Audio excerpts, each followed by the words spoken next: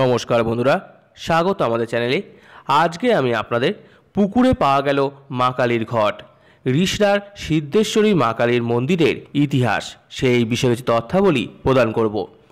সিদ্ধেশ্বরী কালীমা মা কালীর অসংখ্য রূপের মধ্যে একটি।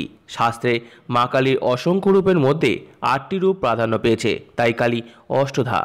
সেগুলি যথাক্রমে দক্ষিণাকালী, সিদ্ধেশ্বরী কালী, গুহকালী, মহাকালী, চামুণ্ডা, শ্রীকালী, শ্মশানকালী এবং ভদ্রকালী।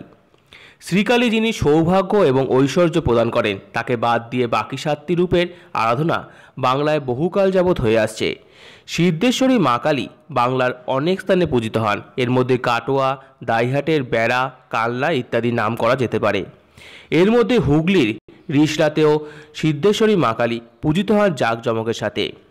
রিষড়া হুগলির একটি জনপদ। প্রত্যেক বছর জাঁকজমক করে জগদ্ধাত্রী পুজো হয় এখানে। খড়দহ থেকে ফেরতি অথবা হাওড়া থেকে ব্যান্ডেল বা তারকেশ্বরগামী যে কোনো ট্রেনে আসা যায়। এখানে আছে কালীর মাতৃমূর্তি। 1304 বঙ্গাব্দে তান্ত্রিক জটাধর পাকরাশি মন্দির সংলগ্ন একটি পুকুর থেকে মা কালীর ঘট পান এবং সেই ঘটেই মা কালী পুজো শুরু হয়। সিদ্ধেশ্বরী মা কালীর মূর্তিটি পরে পঞ্চমুণ্ডির আসনের ওপর স্থাপিত হয়। পুরনো মন্দিরটির কোনো চিহ্ন বহুবার সংস্করণের ফলে আর নেই। মূর্তিটি দ্বিভুজা, 5 ফুট উচ্চ, কোষ্ঠী পাথরের তৈরি। বাম হাতে নরমুণ্ড আর ডান হাতে খড়গ, লোল জিহ্বানয় দন্ত বিকশিত।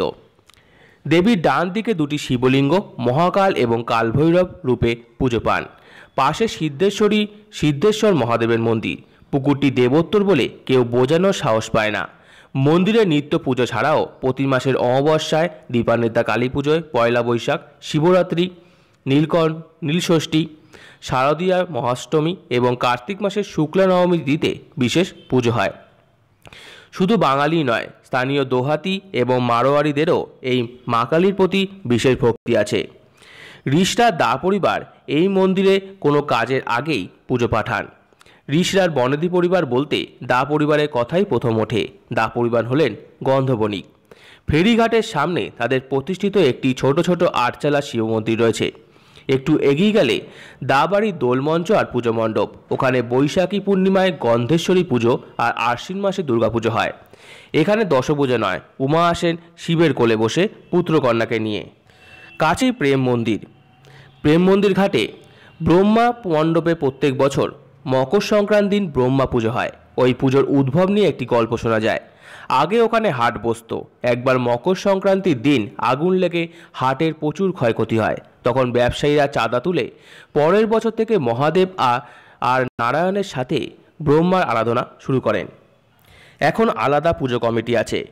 মকর সংক্রান্তি থেকে 2রা মাঘ পর্যন্ত পুজো হয় আর 3রা মাঘ বিসর্জন হয়। আগের খড়ের চালা ঘর ছিল, এখন পাকাপোক্ত মণ্ডপ তৈরি হয়েছে। সিদ্ধেশ্বরী কালী মন্দির ছাড়াও রিষড়ার তারানন্দজির প্রেম মন্দির, দক্ষিণারায় কালুরায়ের থান, বুদ্ধ মন্দির, দিগম্বর জৈন মন্দির, বাঙুর পার্কের রামকৃষ্ণ মন্দির আর গৌরাঙ্গ বিষ্ণুপ্রিয়া মন্দির আছে। এছাড়া এখানে জগদ্ধাত্রী পুজো খুব বড় করে হয়। বর্তমানে শ্বেত পাথরের 3তলা সমান উঁচু দক্ষিণেশ্বর ভবতারিণী মন্দিরে অনুরূপ নবরত্ন মন্দির গড়ে সিদ্ধেশ্বরী মায়ের নিত্য দুবেলা পুজো করা হয়। মায়ের 6 ফুট উঁচু মূর্তিও এখন আর মৃন্ময়ী নয়, এখানে তিনি মর্মর মূর্তিতে বিরাজিত।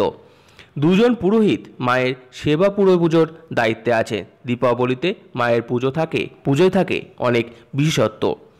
তো আমার এই ভিডিওটি ভালো লেগে থাকলে অবশ্যই লাইক করুন, আমাদের চ্যানেলকে সাবস্ক্রাইব করুন, ভিডিওতে পারবেন শেয়ার করুন, কমেন্ট করুন এবং ধন্যবাদ।